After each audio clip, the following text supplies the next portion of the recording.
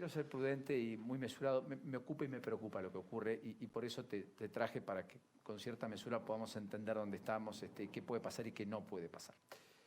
En principio, lo coyuntural y después a lo estructural. ¿Las medidas de hoy son paliativos? ¿Ayudan en algo? ¿No ayudan en nada? ¿Es el camino equivocado?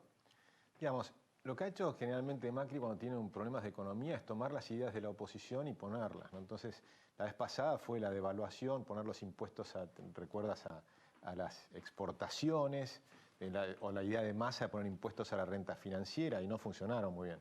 Hace unos meses atrás empezaron a poner esa idea de controles, a tener algunos grupos de productos que podrían ser precios esenciales y demás. La verdad es que son paliativos que no sirven para mucho. Sí, yo entiendo, es como tomar una aspirina, en algún momento no corrigen ninguno de los problemas y tal vez agravan otros problemas, ¿no? O sea, acá hay aspirina pero no antibiótico. Sí, primero son medidas pequeñas, estamos hablando de cerca, a lo sumo, 1.000 millones de dólares. En estos 3 días se fueron 2.000 millones de dólares del Banco Central. Entonces, digamos, el impacto que tiene lo que pasó el domingo es muy, muy grande, ¿no? Argentina es distinta esta semana de lo que fue la semana pasada. Y yo debo reconocer que no lo anticipé, porque yo pensé que se iba a resolver este problema recién dentro de 73 días. O sea, en la primera vuelta o en la segunda. En realidad pensaba que iba a ser en la segunda, ni siquiera en esta, sino 45 días después. O sea, estamos pensando que recién a fin de noviembre íbamos a tener esta situación. Que ahora ya la tenés, ahora se define, ya la tenés, digamos, es bastante difícil de revertir esto. Y esa es la interpretación de los mercados. La interpretación de los mercados es, tenés un cambio de gobierno. Y este cambio de gobierno, obviamente a los mercados no les gusta, eso sí lo habíamos conversado varias veces, que estabas eligiendo una opción que una cosa es por qué votó la gente como votó y otra cosa es las consecuencias de ese voto. Pues la gente no votó pensando en lo que va a ocurrir. La gente votó probablemente pensando en lo que ocurrió hasta acá. Dijo, este gobierno de 4 años me dejó muy mal, me dejó muy complicado, sea mi empresa, sea mi trabajo, o perdí el trabajo, o los salarios reales cayeron, las jubilaciones reales cayeron, es decir, los impuestos te subieron las tarifas, están todos un poco peor, o algunos mucho peor, con lo cual ese descontento es lo que lo provocó el voto. O sea que alguien podría decirte, bueno, eso llevó a Macri al poder también. La gente quiso deshacerse del kirchnerismo, no vio bien que venía, pero es quien capitalizó el descontento. Sí, de hecho en aquel momento Macri tampoco no dijo nada sobre lo que iba a hacer. ¿Te acuerdas que iban a cambiar, eran globitos y era la alegría, pero no era mucho más que eso? Y de hecho no cambió demasiado. De hecho, ¿Y ese es el principal error? Ese es el principal error de Macri, pero sin duda. ¿Ese es el principal desasosiego de sectores que lo acompañaron y que hoy lo abandonaron al gobierno? Pero claro, ellos eligieron el gradualismo. Nosotros lo charlamos desde el primer día. En febrero del 2016 dijimos esto no va a funcionar. Porque si tenías un déficit fiscal muy grande, tenías una situación muy complicada desde el punto de vista institucional. La pérdida de calidad institucional de Argentina había sido brutal. La pérdida de libertades económicas, habíamos caído del puesto 20 de la Fundación Heritage, que mide las libertades económicas, al puesto 170 en el mundo. Habíamos perdido 150 posiciones. Hoy estamos 148 y bajando de nuevo, porque muchas de las cosas que pasaron el año pasado hicieron que empiece a bajar, pues empezó a complicar cuando te ponen impuestos nuevos y demás. Un país que tiene 63 impuestos. 163. Ahora 163. Y en ese momento tendría 160. O sea, crearon nuevos impuestos. O sea, tampoco no tiene mucho sentido. Es decir, hicieron cosas contrarias a las que decían. Decían que iban a bajar el gasto y que iban a bajar los impuestos. Terminaron aumentando los planes sociales y aumentando los impuestos. Pues es que alguien en la facultad muchas veces me decía, hay que hacer lo que se siente, porque eso se traduce, se transmite. Las cosas que se sienten, a lo cual uno le pone el corazón, en general terminan resultando ser favorables. ¿Vos crees que Macri hizo lo que no sentía y por lo tanto parte del fracaso es no haber podido construir un gobierno basado en lo que él pensaba equivocado o no? Sí, yo creo que ellos ¿O este es el Macri auténtico, el que apareció? No sé exactamente, pero sí creo que ellos, y una parte sí es real, ellos creían que con la gestión, mejorando la gestión, todo iba a mejorar. Es decir, que vos hacías la obra pública, pero la hacías bien, y que realmente le llegaba a la gente, le llegaban las cloacas, le llegaban las obras públicas, que uno lo mira, que realmente avanzaron las autopistas y demás, y qué sé yo, que con eso ibas a ir mejorando y que después los mercados iban a dar cuenta que esto era un gobierno más sensato y entonces te iban a invertir y ese crecimiento económico que ellos estimaban un 3% iba a ser suficiente para ir bajando el gasto público en términos relativos al crecimiento de la economía. Eso no ocurrió y no podía ocurrir. Yo ahí creo que fue un problema ideológico, que no comprendían que la obra pública no es lo que te hace crecer al país. Vos necesitas hacer un conjunto de reformas estructurales. ¿Lo que te hace crecer al país es el sector privado? Sin lugar que a pone dudas. plata, invierte y genera más bienes y servicios. Sin lugar, y sobre crea todo empleo. en una economía que tiene que ser abierta. No puedes tener una economía cerrada en un mundo que al revés se ha globalizado, en un mundo donde es imposible producir algo si no estás importando cosas del mejor nivel del mundo, de tecnología, del mejor precio del mundo, por lo tanto no puedes tener aranceles, los insumos tienen que ser muy baratos, o sea, tienes que tener una economía muy integrada al mundo. Eso es productivo y entonces puedes exportar. Y si no te encerrás, pero entonces lo único que puedes exportar son los bienes primarios que exportamos siempre, o porque tenés un acuerdo muy privilegiado con Brasil, donde importás y exportás los autos. Pero realmente no estamos integrados al mundo. Ese era el desafío.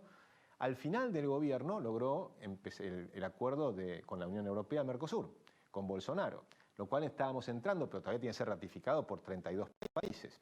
Y ahí viene el problema, porque ahora viene el cambio de gobierno. Entonces la pregunta es, ¿el nuevo gobierno va a ratificar el tratado con el Mercosur? Esa es una pregunta que hay que hacerle a Alberto Fernández, es muy importante. Él tiene que decir si va a ratificar el tratado del Mercosur con la Unión Europea. La primera reacción fue que van a revisarlo y después ven. Claro, lo revisen rápido y díganos. Porque en realidad esa es una clave muy importante. Si la Argentina, porque eso sería una clave para demostrar, si dijera que sí, entonces es una forma de decir, bueno, la Argentina va a ir hacia un esquema de cierta racionalidad económica. Porque el problema es, la interpretación de los mercados es por el pasado. Ellos miran el pasado y dicen, el kirchnerismo no respetó la propiedad privada, confiscó el dinero que teníamos, nuestros ahorros para nuestra jubilación en las AFJPs, después confiscaron YPF, aunque después la expropiaron, porque primero dijeron que no iban a pagar ni un peso, ¿te acordás? Después sí, finalmente pagaron. Al final nos costó carísimo también. Lo pusieron esquenazi por la ventana. Lo pusieron esquenazi por la ventana, están haciendo juicios, nos van a seguir cobrando, porque está en juicio, nos van a cobrar otros 3.000 millones de dólares adicionales. Después con Aerolíneas Argentinas. La expropiaron, nos costó carísimo, pusieron 5.000 millones de dólares más en déficit fiscal y este gobierno sigue teniendo déficit fiscal. O sea que nos costó carísimo Aerolíneas Argentinas. Todos esos problemas te generan desconfianza porque es gente que no cree, o por lo menos se presume, no cree en la propiedad privada. Siguen cantando en la marcha peronista combatiendo al capital. O sea, siguen creyendo que es un combate entre unos y otros, cuando en el mundo eso no ocurre. Eso era en la época de Marx, hace 200 años. Ya nadie piensa eso en el mundo. Agustito, es una pausa. ¿Podemos seguir charlando después? Sí, ¿Te quedas un ratito más? ¿Cómo no? Encantado. Quiero pimponearte, Agustín, y después hablamos un poquito sobre lo que entendés que puede venir. Pero el dólar de 62 de hoy, con el riesgo país arriba de 1.900 puntos básicos y los bonos siguiendo la caída y desplomándose en el exterior, con los seguros contra el default creciendo y mucho. ¿Ese escenario, si no lo cortás rápido, puede terminar en una crisis bancaria, además de cambiaria? Bueno, puede ocurrir. Argentina está en un momento donde empieza a haber una caída de la demanda de dinero. La caída de demanda de dinero es el fenómeno que tuvo Alfonsín. Si vos te acordás, al final de Alfonsín, cuando venía Menem, pero Menem, no el Menem que nosotros conocemos, sino el que creíamos que iba a venir. Entonces, ese Menem que generaba mucho temor, generaba una fuga de capitales. Y también terminó la fuga del peso. En un momento, la gente tenía peso en el bolsillo durante un día y medio. Bueno, en Argentina la rotación del dinero, que era 20 días hace 4 años atrás, ahora es de 10 días. Pero se puede seguir cayendo y ser a 4 o 5. Es decir, eso es la posibilidad de la hiperinflación. Con lo cual sí es muy importante la credibilidad, recuperar la credibilidad. El mercado ha perdido credibilidad. Nadie sabe cuáles van a ser los precios, nadie sabe cuál va a ser el tipo de cambio mañana. O sea, si vos decís, pero además no sabés no por un 1 o 2%. Pero ahí permitime la analogía. Algunos dicen hay que tirarle con la bazuca, ni bien empieza. Es como un incendio. Empezó, bueno, ponele el cuartel de bomberos, porque si no esa casa se destroza. Sí. Si vos no actuás, si vos lo haces pues ya pasó con la crisis del año pasado, en abril, en mayo, Sturzenegger, un poquito de reservas, dólar futuro, más encaje, nada te alcanzó y el dólar terminó en 45. Sí, ahí hay distintas formas de hacerlo. Algunas personas lo que dicen es, bueno, tenés que dejar que suba, como hicieron ahora al principio, dejaron que suba y cuando se empieza a estabilizar, ahí le pegás.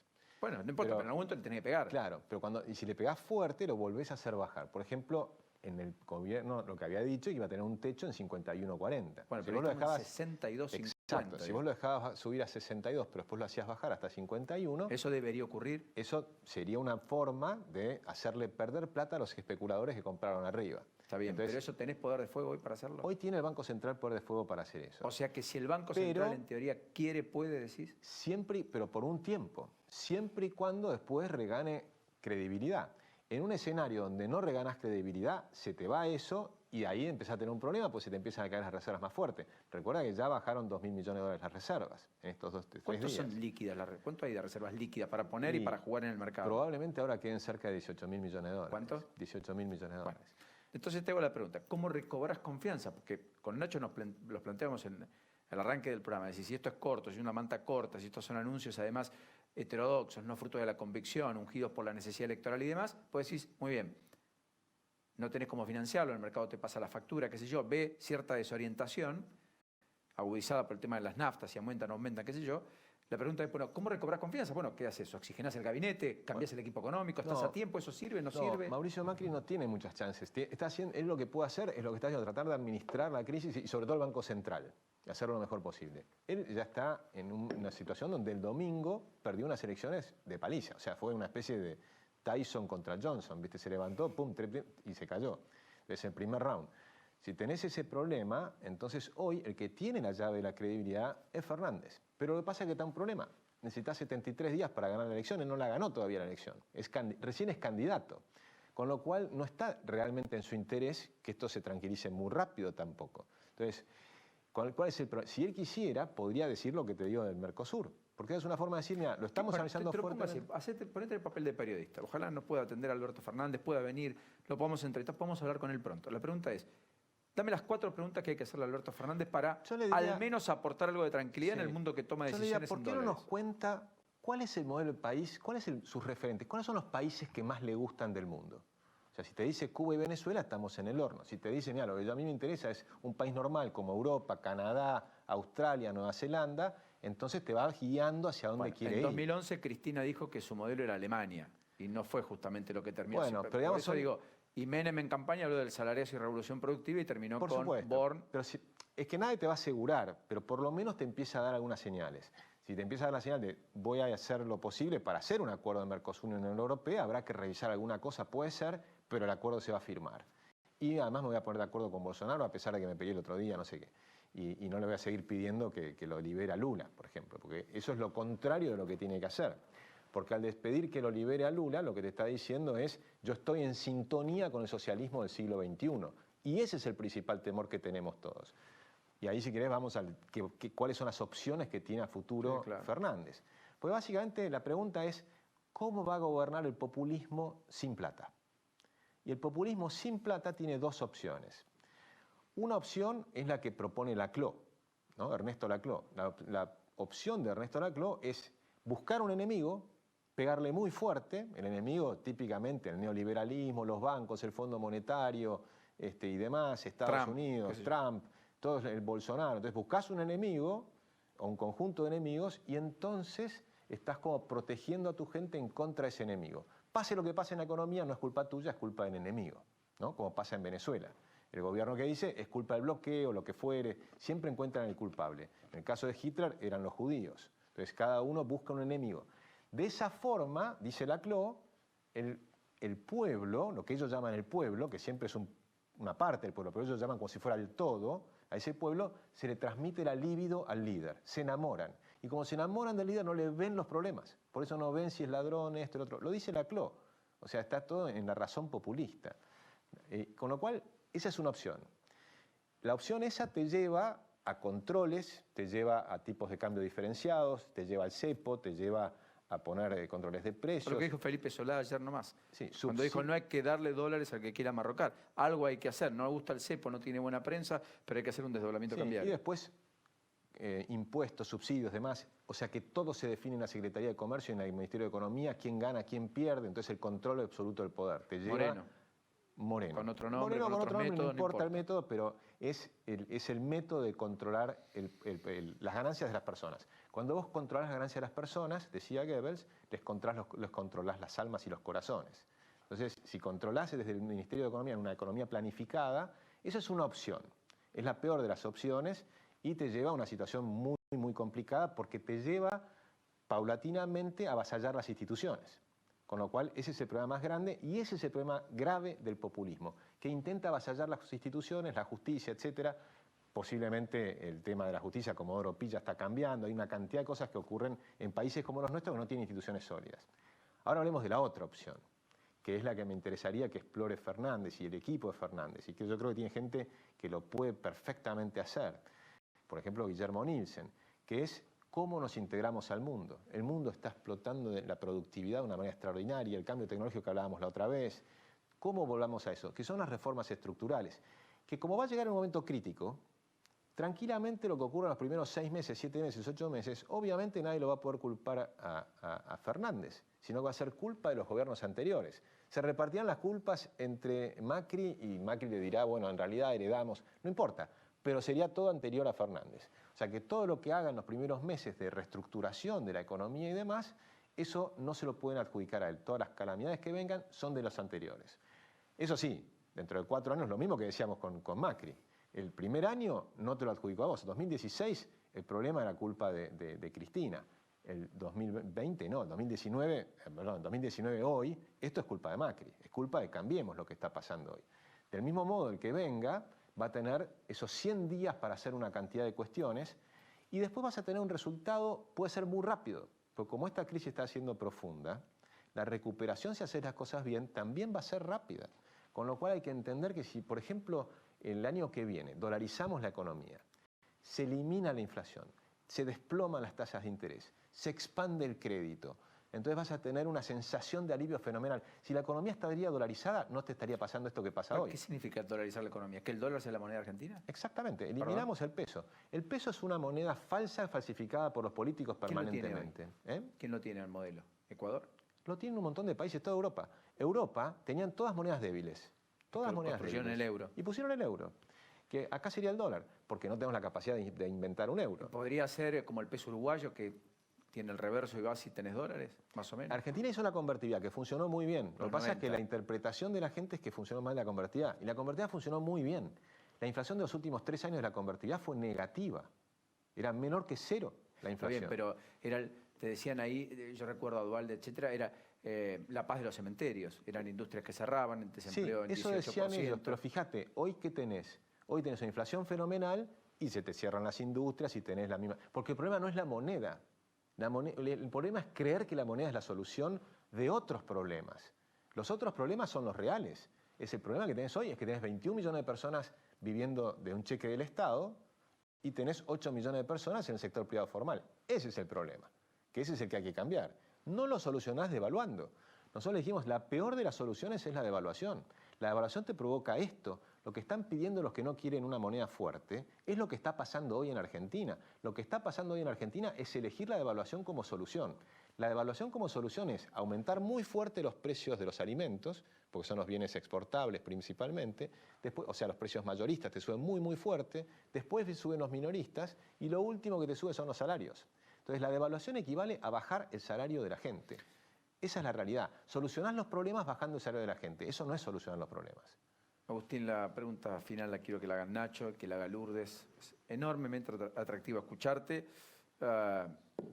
y por sobre todas las cosas echar luz, que me parece algo de lo que falta y mucho. Nacho, Lourdes. Sí, Agustín, yo te quería consultar si en toda esta crisis política crees que hay muchos fondos que están especulando y están ganando muchísimo dinero. Si el precio del dólar es realmente... No, yo creo que han perdido muchísimo dinero. Acá se hubo una destrucción de riqueza fenomenal. Uno de los problemas que tenemos los argentinos es creer que cuando unos ganan, otros pierden. Y es al revés. Cuando las economías crecen, ganan todos. Cuando los bancos andan bien también las economías. La gente cree que los bancos ganaron mucho con las tasas de interés altas. No es cierto. Los bancos están hechos crema. Antes de esta caída, que cayeron ahora 58%, ya habían caído 50%. O sea que ahora están en un... Por ejemplo, un banco argentino, hasta la semana pasada, valía más o menos 1/7 de lo que vale un banco equivalente en Chile, que tiene la mitad de la población de la Argentina. Lo mismo que en Perú. Perú y Chile tienen bancos de una magnitud similar. Los nuestros son muy diminutos, porque la monetización de la Argentina es muy pequeña, porque las tasas de interés son altísimas, porque no hay crédito. Con lo cual, cuando vos tenés una economía donde se desploman las tasas de interés y se desploman la inflación, los bancos van a ganar mucho más plata. No van a ganar menos, van a ganar más. Con lo cual es un error creer que es uno contra el otro. Van a ganar más las industrias, va a ganar más el agro. Otro dilema que siempre se dice en Argentina y que es falso totalmente, es que estás a favor del agro o de la industria. Cuando el agro le iba bien en la Argentina, la industria le iba bárbaro. Cuando el agro crecía en el siglo XIX hasta 1930 de una manera espectacular y éramos el granero del mundo, la industria crecía más rápido que el agro. Y pasamos a tener una industria que era más grande que la de Brasil y México sumadas. Cuando a un sector le va bien porque hiciste una economía libre, a todos los sectores les va bien. Porque no será solo el agro y la industria, también andaba bien el comercio, el transporte. Construimos 47.000 kilómetros de ferrocarriles que hoy no podemos mantener la mitad. Y dicen que estamos en el mejor momento de las obras públicas, qué sé yo, se olvidan de mirar la historia. Acá hicimos 47.000 kilómetros de ferrocarriles con otra tecnología, con la tecnología de hace un siglo, ¿no? Y sin embargo teníamos una expansión fenomenal. Cuando el mundo tenía 300.000 kilómetros de ferrocarriles en todo el mundo, Argentina empezó a desarrollar sus ferrocarriles. Y en apenas 3 décadas pasamos a tener 47.000 kilómetros. Una obra fenomenal. Bueno, los hermanos Lumière presentaban el cine en Estados Unidos, fuera de Francia, y después en Argentina. Totalmente. Henry Argentina Ford llegó a tener el 4.º cine del mundo. Exacto. Henry Ford, después de Estados Unidos, montó una planta en América Latina. ¿La primera dónde? En la Argentina. Impresionante. 1914. Nace Henry Ford hace poquito más de 100 años. ¿Y por qué perdimos tanto? ¿Por qué hoy se vendió Underground, la empresa de Sebastián Ortega, la compró Telemundo? Pagó mucha plata, pero en realidad chau chipalito, digamos, en contexto de lo que vos marcabas. ¿Por qué los activos argentinos? Porque yo creo que las ideas importan. No te das cuenta hoy, pero las ideas que vas desarrollando hoy te van a impactar dentro de 20 años. El problema en Argentina no empezó con Perón, empezó en 1907, cuando cambiaron la forma de educación, que empezaron a cambiar un tema crucial, que es decir, al fondo del problema, cambiaron la pedagogía argentina y dejaron de usar la soberanía del individuo, y tacharon en todos los libros, y pasaron a hablar de la soberanía de la nación. Entonces, en vez de tener la soberanía de cada individuo es soberano, la nación es soberana. Es decir, ese fue el inicio del nacionalismo. Y el nombre de la nación, después algunos son más soberanos que otros dentro de la nación. Por supuesto, pero eso pasa siempre. Fíjate que eso pasó no solo en la Argentina, sino en el mundo. Y por eso fuimos a la Guerra Mundial. Porque cuando las soberanías son de las naciones, están todos los nacionalistas. Se llamen de izquierda o de derecha, es lo mismo. Si son nacionalsocialistas como el Hitler, o si son fascistas como Mussolini, o si son socialistas como Stalin. Son todos nacionalistas. Y llevaron a la Guerra Mundial. ¿Por qué? Porque está por arriba la nación del individuo. Entonces vos podés sacrificar a los individuos en honor de la nación. ¿Qué pasa en el peronismo? Dicen eso. El movimiento peronista dice primero la nación o la patria, después el movimiento y lo último el ciudadano. Cuando es al revés. El ciudadano, la persona humana, no puede ser jamás un medio para otro fin. Cada persona humana es un fin en sí mismo. Que eso era simplemente el descubrimiento del liberalismo. Es decir, reconocer que cada uno es dueño de sí mismo y que cada uno tiene derecho a buscar su felicidad a su manera. Es simplemente eso. Cuando perdimos eso, décadas después fuimos perdiendo todo lo demás. Votaste Esper, pero leí algún tuit tuyo que dijo esta mañana que Esper competía para llegar al debate. Ya está en el debate y va a estar. Ahora vas a votar a los legisladores de Esper, pero vas a votar a Macri. Voy a votar a legisladores liberales y voy a votar a Macri. Y la idea mía es, y que yo sugiero, que sí me parece muy importante, que aún los que no quieran votar a Macri, voten legisladores que no sean de Fernández. O sea, que corten la boleta los que no quieran votar a Macri. ¿Por qué? Porque es muy importante el equilibrio. Si tienen las mayorías en las dos cámaras, es muy peligroso lo que se viene en Argentina. Si en cambio la votan a María Eugenia Vidal, por ejemplo, que cortan boleta, yo sé que a la gente le gusta a María Eugenia Vidal, pero no la votan porque no les gusta Macri. Cuando mirás las encuestas es impresionante la diferencia entre los que le querrían votar a María Eugenia Vidal, pero no se toman el trabajo de cortar la boleta. Bueno, yo les sugiero que se tomen el trabajo de cortar la boleta porque es muy importante para la República. La República es la división de poderes. Es que el Congreso pueda ser el contrapeso del presidente y que se tengan que poner de acuerdo. Los argentinos nos tenemos que poner de acuerdo, no podemos gobernar unos contra otros. Tenemos que lograr ponernos de acuerdo. Es muy importante que en el Congreso se busque un consenso y que no se gobierne uno para aplastar a una minoría. La mayoría no tiene ningún derecho de aplastar a la minoría. Esa es la diferencia entre la democracia y la república. Mucho menos una minoría para una mayoría, ¿no? Por supuesto que no, tampoco. Agustín, perdón, Lourdes, nos quedamos sin tiempo. Sí, no hay problema. Gracias por este ratito. No, muchas gracias por la Enormemente invitación. generoso. Me encanta venir aquí, que siempre dan mucho tiempo para conversar. Es un placer. Bueno, ¿cómo hacemos para mejorar o para Yo tengo crecer gran confianza en Argentina. si no escuchamos, ¿no? Yo tengo gran confianza en Argentina. Yo creo que vamos a pasar una crisis, pero va a ser una B. Y tengo ganas, yo quiero que logremos conversar entre todos y pensar una Argentina distinta. Ojalá. Gracias. Muchas gracias. Pausa, muy rápida.